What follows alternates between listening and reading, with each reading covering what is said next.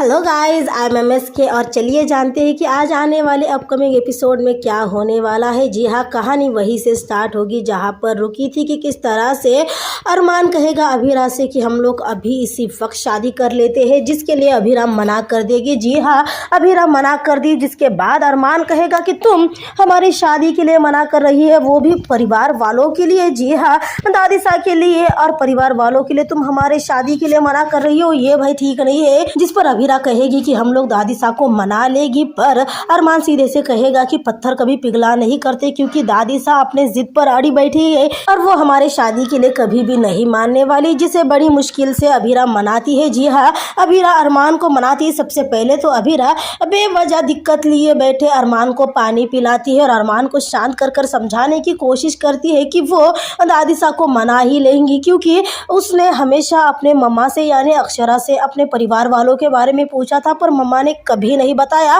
पर अब जाके जब उसे इतना बड़ा परिवार मिला है तो वो अपने परिवार को खोना नहीं चाहती और इसीलिए वो चाहती है कि उसका पूरा परिवार उसके साथ हो, उसकी शादी हो, धूमधाम से हो। पर उस परिवार की शादी में यानी उसकी अपनी शादी में उसे सभी का आशीर्वाद मिले, दादीसा का भी आशीर्वाद मिले, क्योंकि दादीसा ने दी हुई बद्दुआ उसे बार बार याद आ रही है। जी हाँ, दादीसा ने जो अभिरा को बद्दुआ दी थी कि अभिरा कभी भी अपने जिंदगी में अपना घर नहीं बसा पाएगी, यही बद्दुआ अभिरा को बार बार याद आ रही है और इसीलिए अभिरा ने सीधा अरमान से झगड़ा कर दिया है इस बात को लेकर कि जब तक दादीसा नहीं मान जाती तब तक वो दोनों शादी नहीं करेगी और अरमान भी शादी नहीं करेगा अभिरा से। जी हाँ, और इसी बात से अरमान नाराज हो जाता है अभिरा से। पहले तो अरमान कहता है कि वो पूरा दिन अभिरा से, पर अपने वर्ड्स रोक लेता है। भाई पूरा दिन कैसे बिना बात कहेगा रहेगा अरमान? तभी तो अरमान अभिरा से कहता है कि मैं पूरा 1 घंटा तुमसे बात नहीं करूँगा। भाई इस बात पर तो अभिरा को नाराज होना चाहिए, पर अपनी वही चुलबुली हरकत में अभिरा कह देती है तो ओ माय गॉड, यानी पूरा 1 घंटा में चिल करूंगी। जी हाँ, और अरमान अभिरा की यही बातें विद्या सुन रही होती है। जी हाँ, विद्या दूर खड़ी होकर अरमान अभिरा की बातें सुन रही होती है और अरमान के जाते ही अभिरा का चेहरा जिसके चेहरे पर थोड़ी सी नटखट अदाएं आ चुकी थी वो तुरंत से दुख में बदल जाती है, पर वो दुख की रेखाएं ज्यादा बढ़े इससे पहले विद्या अभिरा के सामने आ जाती है और अभिरा की भलाई लेते हुए अभिरा को कंगन पहनाने लगती है। जिस पर अभिरा जब पूछने लगती है तब विद्या अभिरा को थैंक यू कहने लगती है अरमान को समझ कर लेने के लिए। भाई हर बार की तरह इस बार भी रूही बीच में आ जाती है यानी दूर खड़े होकर वो विद्या की और अभिरा की बातें सुनने लगती है। जी हाँ, उसी दौरान विद्या अभिरा से कहने लगती है कि तुम अपनी पहचान को सबसे पहले रखोगी, भले ही तुम्हारी शादी हो जाए पर सबसे पहले तुम अभिरा शर्मा ही रहोगी, उसके बाद तुम अरमान की बीवी रहोगी और उसके बाद तुम बहू बनोगी पोद्दार फैमिली की।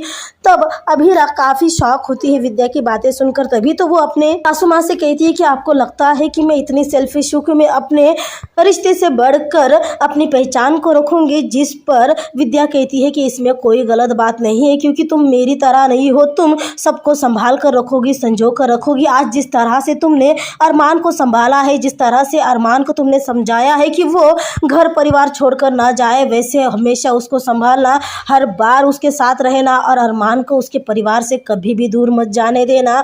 जिस पर विद्या कहने लगती है अभिरा से कि अरमान अपने परिवार से बहुत ज़्यादा प्यार करता है और अभिरा भी यही बात जानती है, इसीलिए तो वो विद्या से वादा करती है। जी हाँ, विद्या हर बार की तरह इस बार भी इमोशनल ब्लैकमेल कर कर अभिरा से वादा ले लेती है, ये कहते हुए कि मुझसे वादा करो कि चाहे जो हालात आ जाए पर तुम अरमान को परिवार से दूर नहीं जाने दोगी, क्योंकि अरमान अपने परिवार के बिना नहीं रह सकता और अरमान के परिवार वाले भी अरमान के बिना नहीं रह सकते ही। भले ही आज गुस्से में उसे सबने बहुत कुछ सुना दिया हो और उसी वजह से वो बहुत ज़्यादा आहत भी है, जख्मी भी है, पर फिर भी वो अपने परिवार से बहुत ज़्यादा प्यार करता है। और अभिरा तुरंत से अभिरा को बातें याद आ जाती है कि किस तरह से दादीसा ने बद्दुआ दी है, किस तरह से रूही ने उसे गुनहगार ठहराया है और ना जाने अभिरा के मन में क्या आ जाता है। वो अगले ही पर विद्या से कहती है कि चाहे जो भी हालात आए, जैसे भी हालात आए, वो वादा करती है कि वो अरमान को परिवार से दूर नहीं जाने देगी। भाई अभिरा की इस तरह की हरकत और फेस एक्सप्रेशन देखने के बाद तो मुझे साफ साफ यही लग रहा है कि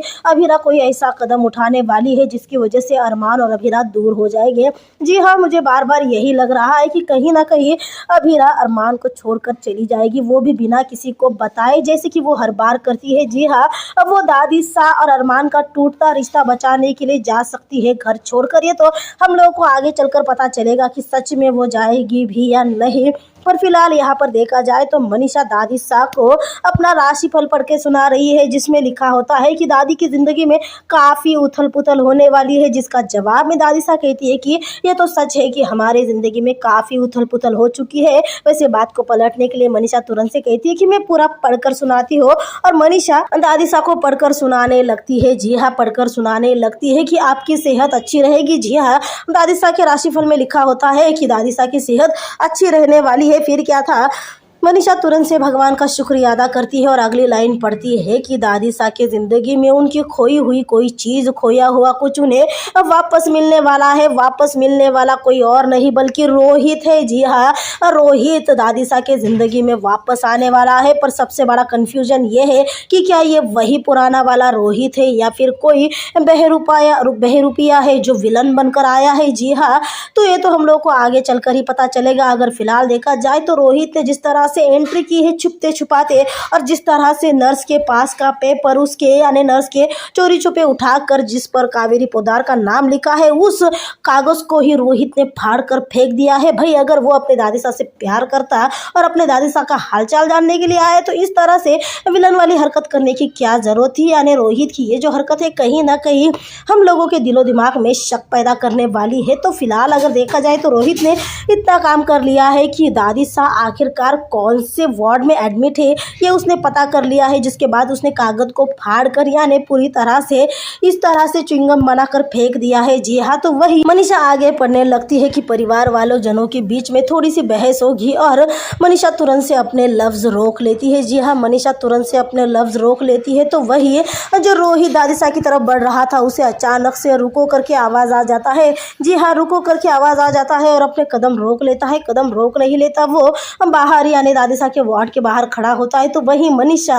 बहाना बनाकर जाती है कि वो दादी सा के लिए कुछ लेकर आती है। वहाँ पे फूफा सा भी थे, जी हाँ जमाई सा भी थे, जिनकी तरफ नजरें देखकर वो इशारे से कहती है कि फूफा सा दादी सा से ऐसी कोई भी बात ना करे जिसकी वजह से दादी सा को तकलीफ हो। पर भाई फूफा सा थोड़ी है जो मतलब इतने आसानी से मानने थोड़ी वाले है, वो तो जिद्दी अड़ियल टाइप के विलन टाइप के इंसान है। उन्होंने भी इस तरह से निगाहें फेर ली मनीषा से कि पूछो मत। फिर मनीषा भी कम थोड़ी है, मनीषा ने भी ऐसा लुक दिखा दिया कि को मत